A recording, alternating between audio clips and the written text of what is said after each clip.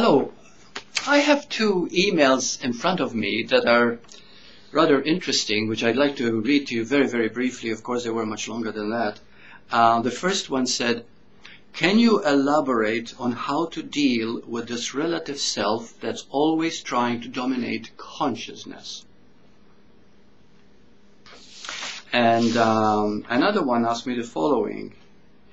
He said, "I was just wondering if you can be kind enough to do a short clip on this topic of excessive thinking or the compulsive thinking mind. I'm sure it will benefit many."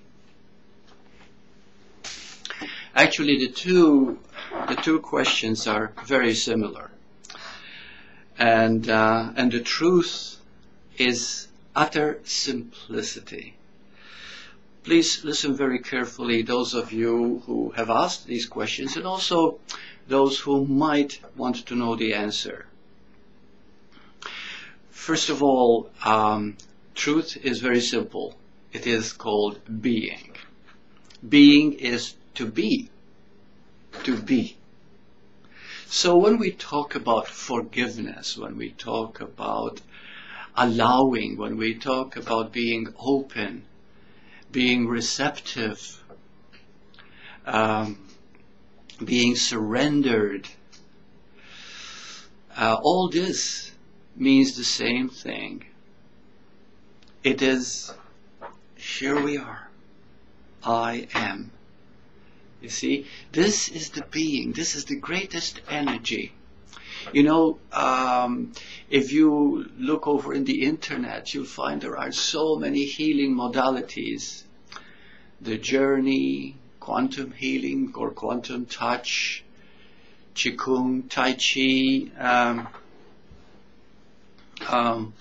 the newborn Christian, the laying on of hands, and people have claimed many miraculous healings. Do they really happen? Yes. Because of this incredible energy. The yogis call it prana. The Chinese call it the chi. But that is the being that you are. So let's make it very, very simple. How simple truth is. You are a human being. This is something that I realized in the year 2000 and has never left me since. This means that you as a human are acting out in limitation. But you see, only through limitation and dealing with it that we find the unlimited. So therefore the human part of us is the appearance of the consciousness of being. Being is the truth that we are. Being is unlimited. So when you raise questions like, the compulsive mind, or how the self, which is really the human part, dominates consciousness, well, it's of course it does. Because it is the conditioned part, the part that believes it is who you are. But then, when you believe you are only the human, you are in forever seeking the being. But of course, we don't know we are seeking the being.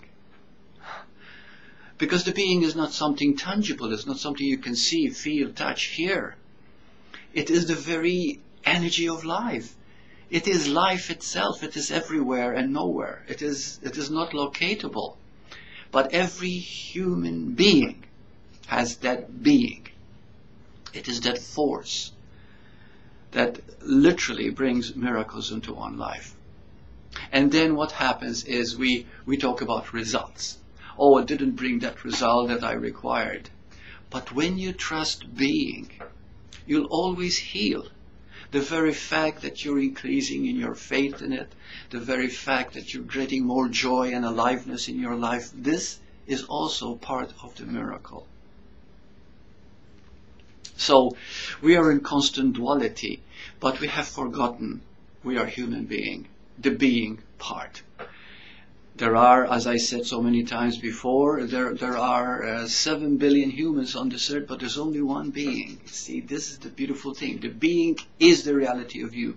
The being is that which is aware through you. Now, the thing is to remember that you're always, always, always seeking the being in everything that you do. You're yearning for it. You're praying to it. You're always turning towards it, but you think it is outside of you. It is something separate from you. It is who you really are. The one who's experiencing, the one who's understanding, the one who's open and listening now is the being. It requires a childlike innocence of allowing. It will rejuvenate you. It will make you new. It will make you alive. It will bring healing on all levels. So now the key question is, how do we start applying the being? See, I have a word which I have been using lately, and I like to keep on using it, which has to do with to be the being, to be, and it's called allowing. So if your mind is compulsive, if you find it dominating you, stop. Take a deep breath from here, which raises your chi energy. Smile, because the smile has a way of also energizing your attitude. And 3, touch that part in you where you feel is obstructing the body. Maybe you can feel it physically in the stomach or in the heart or anywhere. And then just say, I love you. I rejected you. And you're talking to your pain, because you see, the limitation that you feel inside you is the rejected part of you.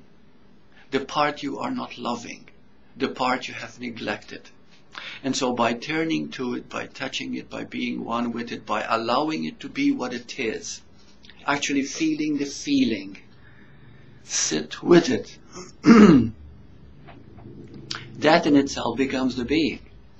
You see, you've taken away the struggle, the striving, the trying so hard of the human part. And then what happens is that the very becoming process of the human and the being part become one, they integrate. And that's what is called a whole being. So remember that this energy, the being that you are, that is normally called chi. I do Qigong every morning because I like the feeling that it gives me. It makes me feel ageless. You can bring in the Qi even by one single opening, by a prayer, by the feeling of surrender and truly allowing the moment to be. You begin to feel alive. That is the healing. So there are 3 steps. Whatever you are struggling against, take a deep breath, smile, and allow it. It is only the limited part of you trying to overcome something that can only be overcome by allowing, not struggle, by being, by surrender, by forgiveness. Once you begin to understand this, a whole new life will open up for you. Thank you for listening.